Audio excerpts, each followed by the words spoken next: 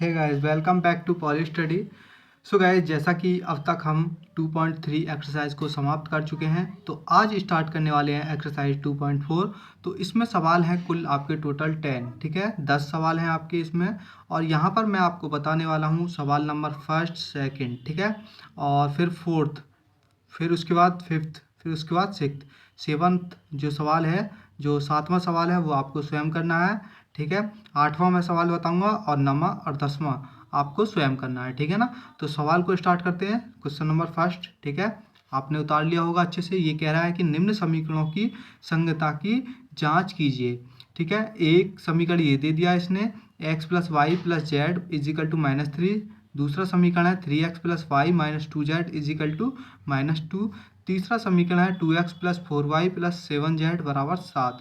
इन सभी में जितने भी सवाल हैं ये 10 के 10 इसमें आपको समीकरण दिए गए होंगे। वो आपसे पूछ सकता है कि संगतता की जांच करिएगा, ठीक है। तो यह के का मान निकलवा सकता है आपसे, ओके। तो यहाँ पर पहले सबसे पहला सवाल देखते हैं, ठीक। अब देखो दोस्तों, यहाँ पर मैं आपको एक चीज़ समझाना चाहता हूँ कि समीकरणों की संगतता ये जो लिखी हुई है पॉइंट नंबर 2, इसमें कुछ पॉइंट हैं आपको नोट करने हैं। यदि n अज्ञात राशियों वाले समीकरण, जो भी समीकरण दिए गए होंगे, उसको आपको सबसे पहले क्या करना है, ए एक्स बराबर बी, ठीक है। मैं बनाकर दिखाऊंगा ए एक्स बराबर बी में कैसे चेंज करते हैं। उसमें रो ए हम पीछे निकाल सकते हैं। रो ए क्या होती है, कोटि, ठीक है। कोटि इजिकल टू यहाँ पर रो ए रेसो बी, मतलब ए रेसो बी। यहाँ पर ए एक्स बराबर बी जो है, यहाँ पर ये लेना होता है, ये भी मैं आपको समझाऊंगा, इजिकल टू एन। तो समीकरण संगत होंगे, इसके दो अद्वितीय हल होंगे। संगत जब होंगे, पहला है रो ए बराबर, यदि रो ए का मान मतलब आपकी कोटि और रो ए रेसो बी की भी कोटि सेम आती है तो समीकरण संगत होंगे। दोनों की कोटि क्या आती है, सेम आती है, तो समीकरण क्या होगा, संगत होगा।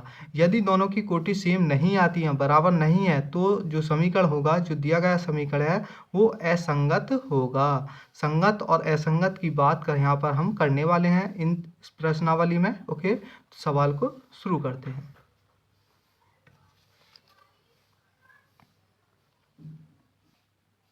अब ये आपके लिए ये 3 समीकरण उसने सवाल में दिए हैं, ठीक है। तो इन सवालों को करने का क्या तरीका है, मैंने अभी आपको बताया था कि सबसे पहले इन समीकरणों को आपको लिखना होता है, ठीक है। तो समीकरण ये 3 दिए गए हैं पहले सवाल में। वो पूछ रहा है कि समीकरणों की संगतता की जांच करें कि समीकरण संगत है या असंगत है। वो कैसे पता चलेगा, पहले इसको सॉल्व करेंगे जब भी पता चलेगा कि यह समीकरण संगत है या असंगत है। सबसे पहले इसको लिखना होता है ए एक्स बराबर बी के रूप में, ठीक है।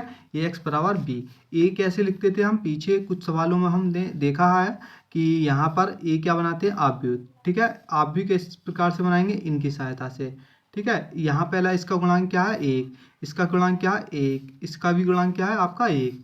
यहाँ 3 है इसका गुणांक, अगले समीकरण में इसका गुणांक 1 है, इसका गुणांक -2 है, ठीक है। क्लियर हुआ। ये गुणांक आपका आएगा 2, इसका गुणांक 4, इसका गुणांक 7, ठीक है।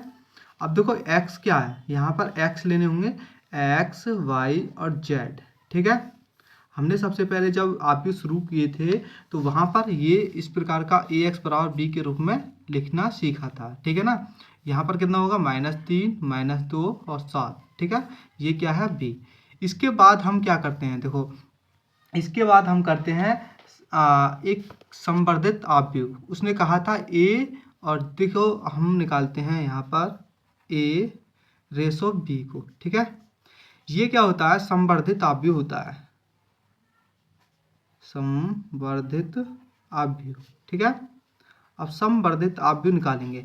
संवर्धित आव्यूह बराबर क्या होता है, मतलब a रेसो b बराबर क्या होता है, देखो आपके सामने यहाँ पर हमें क्या लिखना होता है, 1 3 2। ये जो है a को पूरा उतारेंगे सेम तरीके से, ठीक है। 1 4 -2 और 7, ठीक है। यहाँ पर हमें 3 डॉट लगाने होते हैं प्रत्येक अवयव के सामने, ठीक है, इस तरीके से।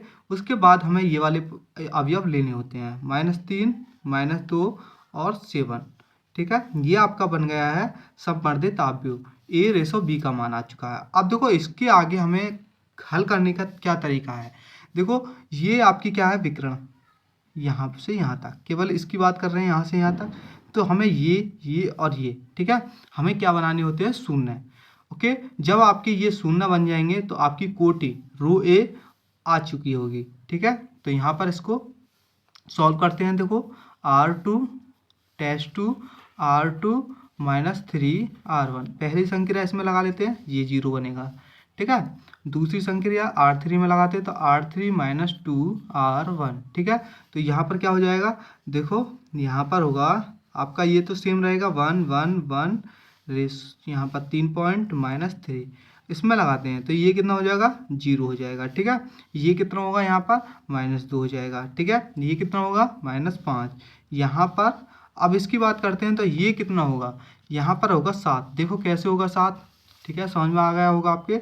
अब हम बात करें -2, देखो -2 को घटाएंगे, -2 को घटाएंगे इसमें गुणा कर तो 3 3 9 +9 हो जाएगा, ठीक है। तो यहाँ पर क्या बचेगा, 7। इसी तरीके से हमने यहाँ पर 7 लिखा है।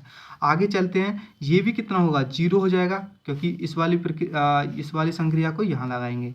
ये कितना हो जाएगा, ये होगा आपका 2, ये यहाँ पर होगा 5, यहाँ पर 3 पॉइंट लगाते हैं और उसके बाद 13, ठीक है। आपका ये हो चुका है, ठीक है। 13 आ गया समझ में, कैसे आया ये, ठीक है ना। 7 में से घटाएंगे, इसमें मल्टीप्लाई करेंगे, ये क्या होगा, जुड़ जाएगा, 7 6 कितने होंगे, 13, ठीक है ना।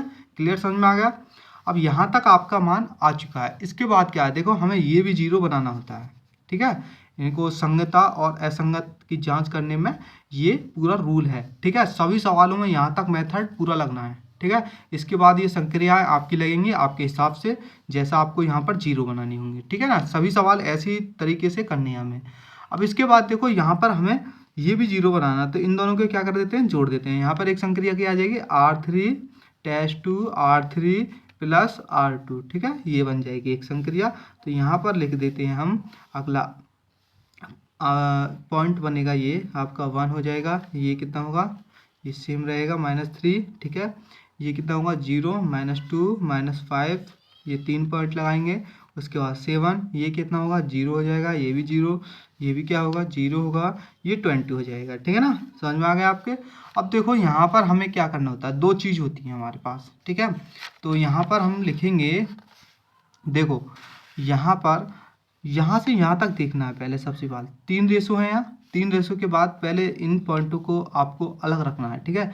इनमें देखना है कि इसकी कोटि कितनी है, यहाँ से यहाँ तक, ठीक है ना, यहाँ से यहाँ तक। तो इसकी कोटि कितनी होगी, 2। तो आपको लिखना होगा रो ए बराबर कितना है, 2 है, ठीक है ना। उसके बाद क्या लिखना है, रो ए रेशो बी की कोटि, मतलब जो हमने ये निकाला है मान, ठीक है, संवर्धित आव्यूह, इसकी कोटि, ठीक है। इसकी कोटि कितनी होगी, अब इसमें शून्य पंक्तियों की संख्या कितनी है, 1 2 3, ठीक है। तो यहाँ पर कितने आया आपका, 3, ठीक है। जो कि रो ए रेशो बी बराबर नहीं है। आपको लिखना है यहाँ पर रो ए बराबर नहीं है रो ए इंटू बी, ठीक है। समझ में आ गया होगा आपके, क्लियर, ठीक है। तो इसके बाद हमें क्या करना होगा, यहाँ पर लिखना होगा कि जो आपका ये है, जो समीकरण है वो क्या है। देखो जब हमारा रो ए बराबर नहीं है रो ए बी के, तो समीकरण क्या होंगे, असंगत होंगे। अतः यह क्या है, असंगत है। यहाँ पर बस आपको इतना लिखना है, आपका सवाल सॉल्व हो चुका है। इसके बाद देखो हम यहाँ पर अगला नेक्स्ट सवाल ले लेते हैं, क्वेश्चन नंबर 2 को, ठीक है। ठीक, क्वेश्चन नंबर 2 को सॉल्व करते हैं। तो क्वेश्चन नंबर 2 है आपका, इसमें 3 समीकरण दिए हैं और कह रहा है, आपने नोट कर लिया होगा, मैंने सभी क्वेश्चन दिखा दिए थे आपको, ठीक है ना। तो यहाँ पर मैं डायरेक्ट लिख रहा हूँ उन तीनों समीकरणों को, x - 4y + 7z = 14, ठीक है। दूसरा दिया है इसने 3x + 8y - 2z, ठीक है, -2z = 13, ठीक। तीसरा जो समीकरण दिया है इसने दिया है 6y - 18z, ठीक, बराबर, सॉरी ये नहीं है, ये है आपका 7x - 8y, ठीक है, 8y प्लस यहाँ पर आएगा 26z = 5। ये आपके तीनों समीकरण आ चुके हैं। इन तीनों समीकरण आपके ये दिए गए हैं। वो कह रहा है कि दिखाइए कि निम्न समीकरण निकाय असंगत है। वो कह रहा है कि यह असंगत है, ये जो तीनों समीकरण है ये असंगत है, तो हमें दिखानी है। तो यहाँ पर हमें लिखना होगा ए एक्स बराबर बी। ठीक है, ए एक्स बराबर बी लिखना है। तो ए एक्स बराबर बी लिखते हैं। तो यहाँ पर देखो ए क्या बनेगा आपका, ये बनेगा 1 -4, ठीक है, 7 3 8 -2 7 -8 26 एक्स वाई और जेड। ठीक है, क्लियर समझ में आ रहा होगा आपके। अब बी के मान कितने होंगे यहाँ पर 14 13 और 5। ठीक है, क्लियर समझ में आ गया। अब इसके बाद आगे करते हैं। ये पेज पूरा फिल हो चुका है।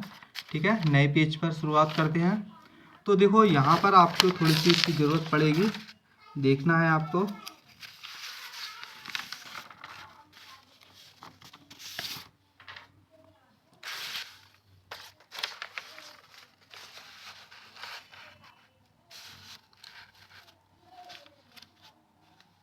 देखो यहाँ पर संक्रिया लगाते हैं उसके बाद, ठीक है, नहीं उसके बाद हम क्या करते हैं, एक आव्यूह बनाते हैं। किसमें, समवर्धित आव्यूह बनाते हैं। तो यहाँ पर लिखेंगे समवर्धित आव्यूह।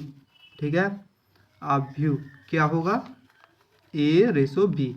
क्या बनेगा, ये इसको उतार लेते हैं, उसमें 3 डॉट लगाकर ये वाला। ठीक है, तो 1 3 7 -4 8 -8 7 -2 2 6, ये रेशो लगेगा 14, ये रेशो लगेगा 13, ये रेशो लगेगा यहाँ पर, और 5। क्लियर समझ में आ गया आपके। ठीक है, अब इसकी ज़रूरत नहीं पड़ेगी हमें। ओके, तो यहाँ पर क्या करना है, देखो इसके बाद हम क्या करेंगे, देखो इसके बाद हमें करना होगा कि हमें संक्रिया लगानी है। ठीक है, तो यहाँ पर संक्रिया लगाते हैं, ये दोनों जीरो बनाने हैं और ये वाले पॉइंट। तो R2 में संक्रिया लगेंगे, तो R2 + 2 R2 - 3 R1 R3 + 2 R3 - 7 R1। ठीक है, क्लियर समझ में आ गया। तो यहाँ पर कितना होगा, ए रेशो बी का जो आगे चलेगा इसको बनाते हैं। तो यहाँ पर कितना होगा, पहले पॉइंट तो ये पहली पंक्ति जो कि तो रहेगी। ठीक है, ओके, यहाँ पर क्या होगा 14 होगा ये। ठीक है, 14 होगा, ये क्या होगा 0 होगा, ये 20 हो जाएगा, ये 23 होगा। ये जो होंगे ये कितना होगा, यहाँ पर बैठेगा ये आपका 29। देखो लो, आपको देखो यहाँ पर 13 है और इसमें मल्टीप्लाई करोगे 14 की। ठीक है, उसमें से उसे घटाओगे तो यहाँ पर बैठेगा 29। ठीक है, ये किस में बैठेंगे, माइनस में। ओके, अब देखो यहाँ पर 0 0 0। ठीक है, और यहाँ बैठेगा आपका 64। ठीक है, समझ में आ गया आपके। अब इसके आगे देखो यहाँ पर इतना आ चुका है। अब हमें क्या चाहिए होते हैं कि ये भी 0 हो, ये भी 0 और ये भी 0, ये दोनों संख्या से आ चुके हैं। तो इसके बाद आपको लिखना है कि रो ए कितनी आई है आपकी, रो ए आपकी आई है 2। ठीक है, रो ए भी कितनी आई है, ए बी। तो यहाँ पर देखो अशून्य पंक्तियों की संख्या 1 2 3 है, तो आपको लिखना होगा 3। ठीक है, और यहाँ पर कितनी थी, रो ए में यहाँ पर ये रो ए का मतलब है कि आपने जो पहला अवयव बनाया था ए एक्स बराबर बी, उसमें देख उसके बाद जो आप सॉल्व करते आए थे तो यहाँ पर क्या लिखा था हमने, ये लिखा था, उसके बाद बी का मान ये थे। ठीक है ना, तो इसी के हिसाब से हमें रो ए का मान यहाँ से देखकर लिखना होता है। ठीक है ना, इन वैल्यू को हम छोड़ते हैं रो ए निकालने के लिए। तो इसके बाद हमें लिखना होता है कि रो ए बराबर नहीं है रो ए रेशो बी पे। ठीक है, तो अतः ये क्या है, असंगत है। ठीक है, ये सिद्ध हो चुका है। ठीक, क्लियर समझ में आ गया आपके। सो गाइस आज के लिए इतना ही काफ़ी। ठीक है, नेक्स्ट वीडियो में चर्चा करेंगे बाकी बचे हुए सवाल को। थोड़े मैंने समझाने के लिए वीडियो लंबी बन चुकी है क्योंकि आपको एक एक पॉइंट मैंने अच्छे से समझाया है। ठीक, और सवाल काफ़ी लंबे हैं और बाकी बचे हुए सवाल मैं अगली नेक्स्ट वीडियो में समाप्त कर दूंगा। ठीक है, तो नेक्स्ट वीडियो में आपको बाकी बचे हुए सवाल सॉल्व हुए मिलेंगे। ठीक है ना। सो गाइस मिलते हैं आपसे नेक्स्ट वीडियो में। थैंक यू, और वीडियो को शेयर करना ना भूलें।